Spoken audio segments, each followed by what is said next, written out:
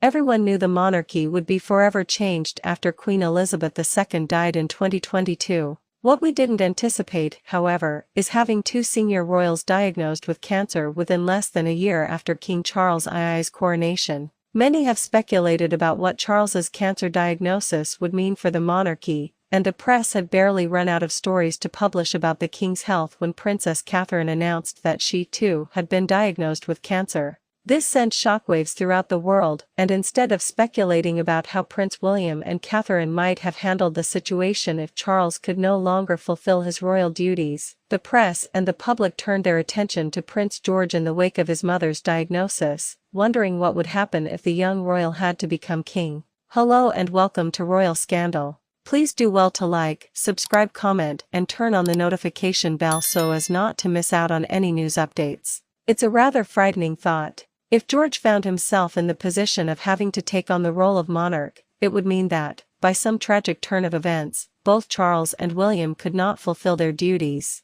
While it's said that George's 10th birthday marked a moment he started to understand his future as the crown, taking on this role unexpectedly would no doubt be a big adjustment for the young prince. Since Princess Catherine's shocking cancer announcement, all eyes have been on George, and speculation is rife about what could happen if he becomes the new monarch before he turns 18. The notion of having a child take on the role of a monarch seems ridiculous in this day and age. Of course, in the past, things worked a little differently, and child monarchs, while rare, did exist. Before Scotland and England's kingdoms merged in 1707, there were two child monarchs. Lady Jane Grey, Henry VII's great-granddaughter, was England's monarch for all of 9 days in 1553. She was executed in 1554 at the age of 17. Scotland's King James VI, who later became known as James I of England, became king when he was only 13 months old. So what happens when a child ascends the throne?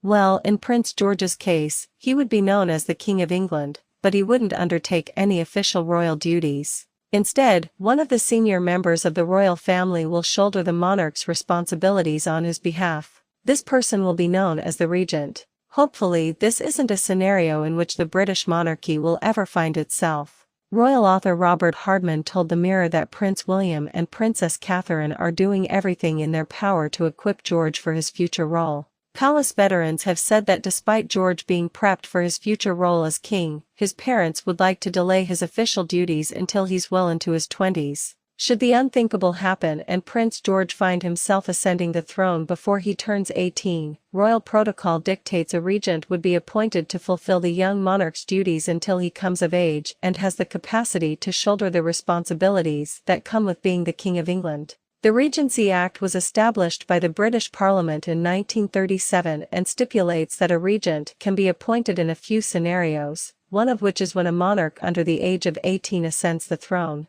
Other instances covered under the Regency Act are when the monarch becomes unable to fulfill their duties due to illness or other limitations, or when they are abroad for an extended period of time. The most prominent regency occurred in the 19th century when King George III was declared incapable of fulfilling his royal duties due to his declining mental health. In George II's case, his son, also named George, became Prince Regent and only ascended the throne when his father died. While regents hold plenty of power, there are some things they cannot do, such as alter the line of succession. The regency usually falls to the person who is next in line to the throne, given they are 21 or older. This means if George becomes king before the age of 18, his younger siblings can't become regent and the role will fall to one of the other senior members of the royal family. If Prince George becomes king before he turns 18, the Regency Act stipulates that the person next in line to the throne who is 21 or older should become regent. In George's case, the regency could not fall to any of his siblings, since they are both younger than him. The person next in line to the throne who qualifies as regent would then be Prince Harry. But, as we all know, Prince Harry's abrupt exit from the royal family in 2020 makes all of this way more complicated. Previously, the role of counselors of state would have fallen to Prince Andrew or Prince Harry. With the amended act, however, the responsibility will fall first to Princess Anne and Prince Edward before Andrew and Harry are considered. This might mean that if Prince George becomes king before he turns 18 and Prince Harry is regent, but finds himself temporarily unable to fulfill his duties, and/or Edward would step into their roles as councillors of state and temporarily run things in his absence. Many have posed the question of whether or not Princess Catherine would be allowed to step in as regent should Prince George become king before he comes of age, and the answer is a definite no unless the Regency Act is significantly amended in the near future. While Catherine is the queen-in-waiting, she is not a direct descendant of the royal family, which means the Regency Act excludes her completely.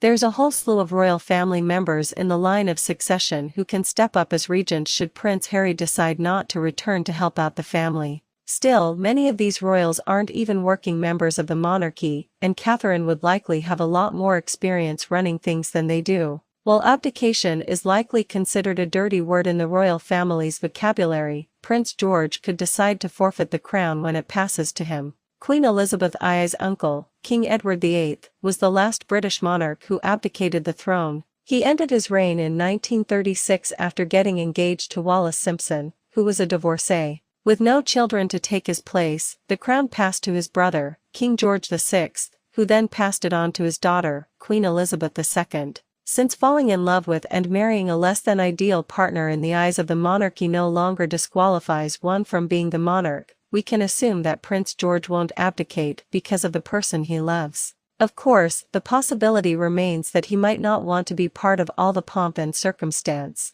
If he chooses to step back from the monarchy to lead a quieter life like Prince Harry, he would have the freedom to do so, and the crown would pass to his sister, Princess Charlotte. Thank you so much for watching. Please like and subscribe.